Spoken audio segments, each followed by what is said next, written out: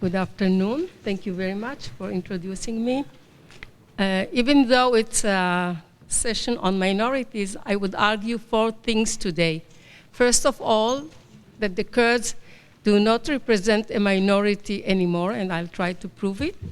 The second argument is the paradigmatic changes in the region have catapulted the Kurds into a very important player in the Middle East. The third one is that unlike the Arab Spring, the Kurdish Spring seems to be more promising for the Kurds. And the last argument is that there are huge differences between the different parts of Kurdistan, as you will see, but still, to me, it does not seem that the 20th century is going to repeat itself in the 21st century. It's going to be a different century, and I'll prove it. I'll try to prove it as well. Upon his advent to power, Khomeini stated the following. Sometimes the word minorities is used to refer to people such as Kurds or Lurs, etc.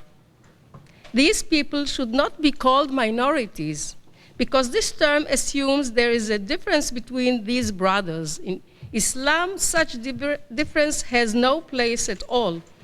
It is very probable that such problems have been created by those who do not wish the Muslim countries to be united. So, in fact, neither the states who host the Kurds nor the Kurds themselves want to refer to this ethno-national group as a minority. The states, because they sought to assimilate the Kurds, and the Kurds themselves, they say they contain, we are 35 million people in the world. So how can we be referred to as minorities?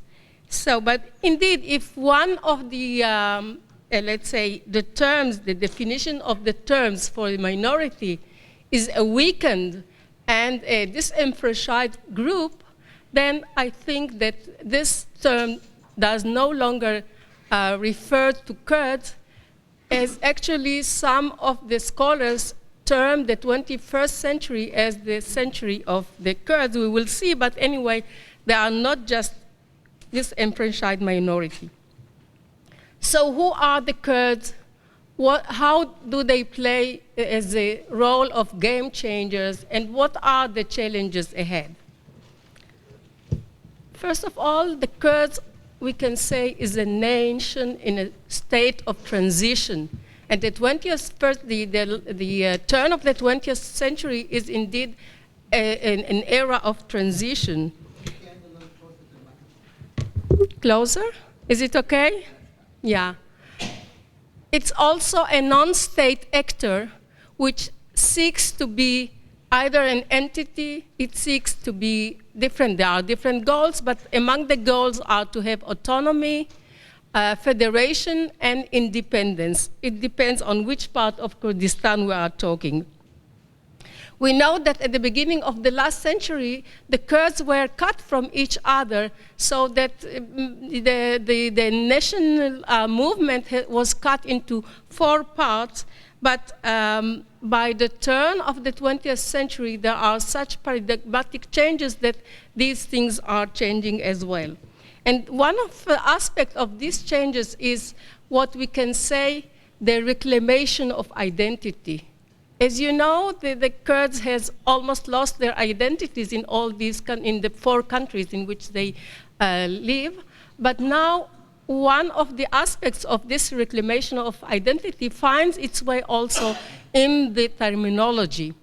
We refer to Kurds of Iraq, Kurds of Syria, etc., but the Kurds themselves, they use completely different terminology. For them, what we are talking about is Greater Kurdistan, or Kurdistan Mezin, which includes the 4 parts. And how do they call each part? The northern part, which is Turkey, and which has almost 15 million people, is called by them Bakur, the north. The eastern part, as you can see in Iran, they call it Rojhelat, the east. And it has almost some 7.5 million Kurds. Bashur is Kurdistan of Iraq, in Iraq, and it has about, let's say, 5 to 6 million. And Rojava, which probably is very well known to you, is Kurdistan of Syria. And there too, we are talking about 2.5, 3 million people. And what is interesting about these 4 parts is that each part is, as I said, in a different form and development in their state building and nation building. And the most developed, of course, as you know, is that of Kurdistan of Iraq. After it is the Kurds of Syria. And in Turkey, we will see that it is in transition to become maybe, in the future, one of the strongest parts. Like the Arab system, we can say also there is a subsystem for Kurdistan. It is not seen, but it exists there for those who follow it very closely. And there is also trans-border nationalism, which is inspiring each part. For example, what happened in Iraq inspired the Kurds of Syria, and what happens in Syria inspires the Kurds of Turkey, etc., and vice versa. And what do the governments did in the 20th century? In the 20th century, of course, the government had employed the same methods in order to try and assimilate the Kurds. They used linguicide, which is, killing the Kurdish language, which is not just a metaphor. In Turkey, for example, there were even certain letters which were not allowed to be used. For example, the letter Q and X was forbidden, and anyone who used it could have entered into prison. I'm not talking about the whole language in Iran and Syria. In Iraq, less so, but anyway, these are the same methods which were used, so cordon sanitaire, etc., the same methods. And what's more is they were managing to try and cooperate together in order to contain the Kurdish problem in each of the countries. By the turn of the 20th century, they no longer could cooperate and coordinate their activities against the Kurds, and this is the time where we are talking about the paradigmatic changes in the region. We can see 4 paradigmatic changes which actually changed the role of the Kurds in the region. The first, of course, was the war in Iraq in 2003. The second one, the Arab Spring. The third is the rise of Daesh, the Islamic State. And the fourth one, which is now we are seeing it happening, is the Sunni Shi'i, we can say chasm, we can say war, we can say whatever word you want, but certainly this is the main interesting development which is happening just in front of our very eyes. So this change has also, as a result of these changes, we see also the 2 interrelated changes in the region in which the Kurds are involved. The first one is the collapse of nation states. And I'm referring especially to, of course, Iraq and Syria, but there are other nation states which has collapsed in Yemen, etc. But what is important for us is these 2 states which has collapsed, and at the very same time, non-state actors came to the podium.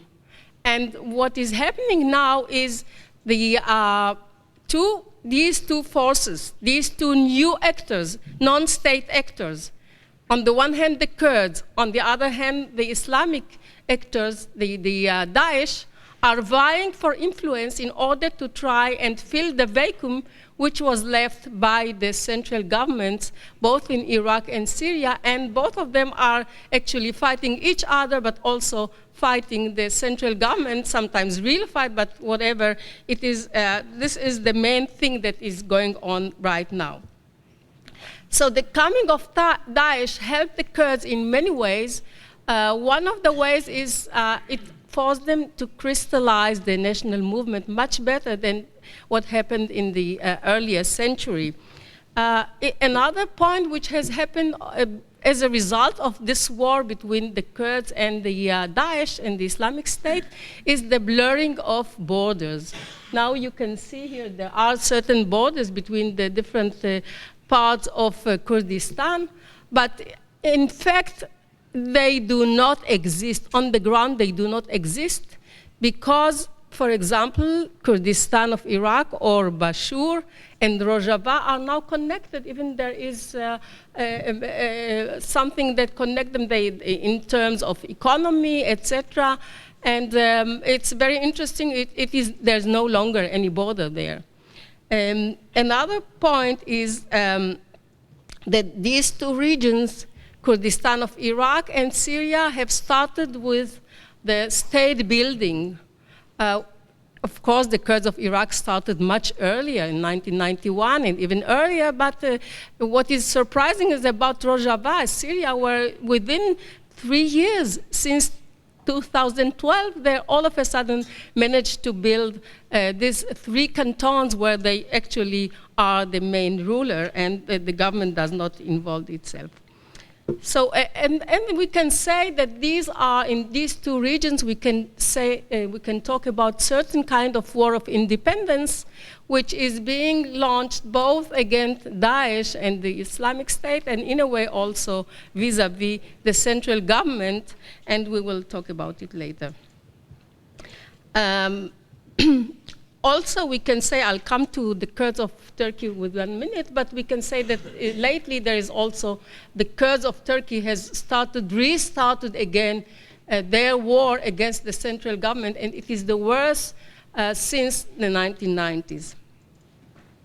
It's very interesting to compare the Kurds with Daesh in order to see where are these 2 parties, because there are a lot of similarities between these 2 groups, but on the other hand, there are also deep differences.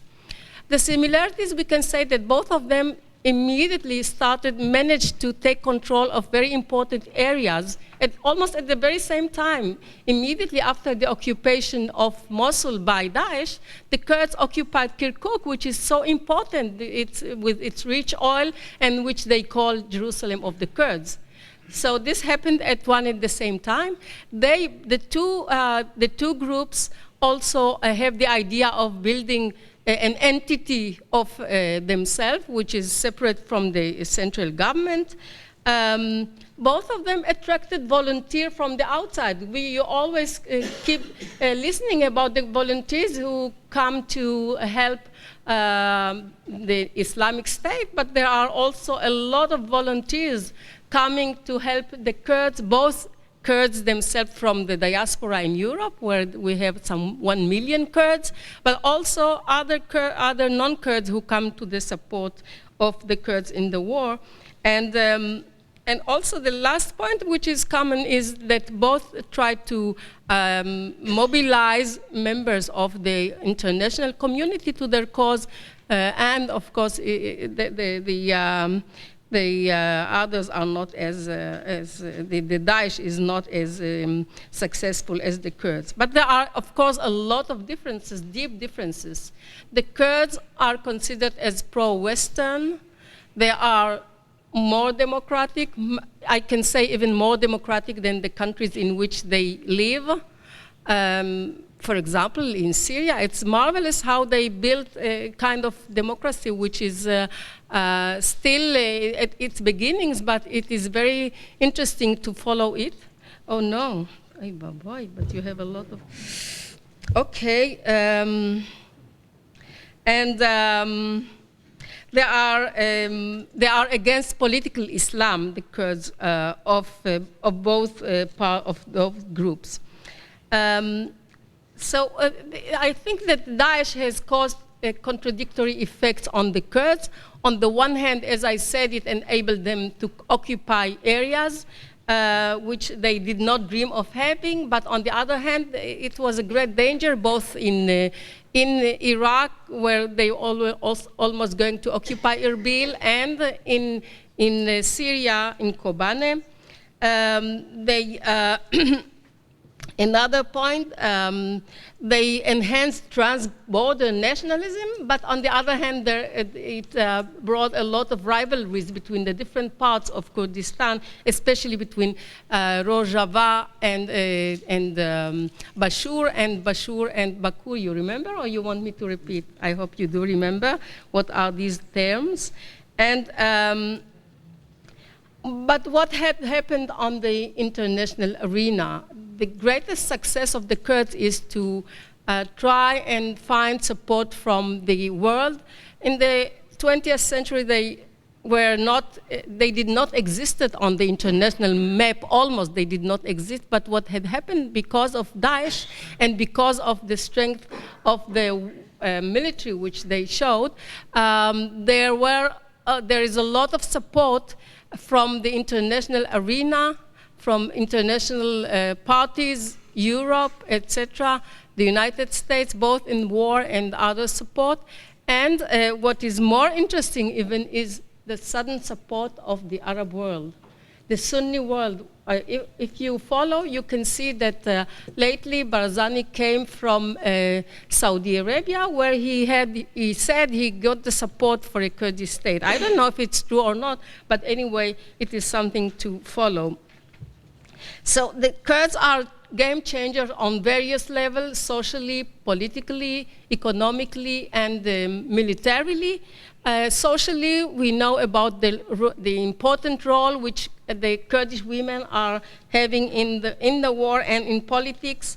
On the political level, the Kurds of Turkey for the first time managed to enter into the parliament as a party.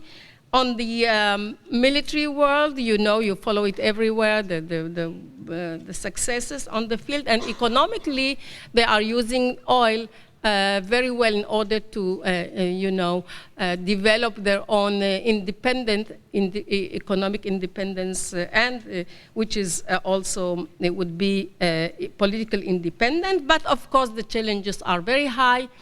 And for each part, there is a different challenge. In Kurdistan of Iraq, there is a big challenge of economic crisis, which after many years of great success, all of a sudden they are in economic crisis because of a lot of refugees coming to the region, because of the fall in the oil prices, because of the war and the expenses of the war. So this is a very difficult moment at the time. For the Kurds of Syria, of course, they have to fight both Daesh and the threat of Turkey, which is all the time the main, force which tries to contain the Kurds of Syria. We can talk why. The Kurds of Turkey, after great success for the 2.5 years, to be the mainstream in the political scene, now they are in the worst situation in the war, and I don't know where it is going to lead. But anyway, again, Rojhalat, I'm going to finish, don't worry, even less than 2 minutes. Rojhalat, which is Iran, is really the forgotten party. But because I think the West and the United States did not manage to encourage the Kurds of Iran, which is the situation is the worst of all the others.